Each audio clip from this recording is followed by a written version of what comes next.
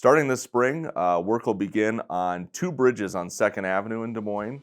The 2nd Avenue Bridge over Birdland Drive will be completely replaced, and the 2nd Avenue Bridge over the Des Moines River will be rehabilitated. Both these bridges were built in the mid-1930s and then widened in the mid-1980s. Based on our structural analysis and inspections, we've determined that the bridge over Birdland Drive needs full replacement. That bridge is actually classified as structurally deficient, which does not mean the bridge is unsafe, but it does mean that some of the elements are in a condition that need significant work.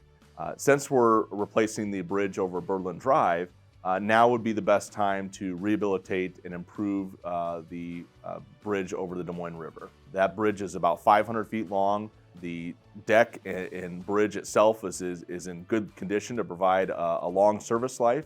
So we'll be improving the deck by milling it down and providing a new concrete deck overlay.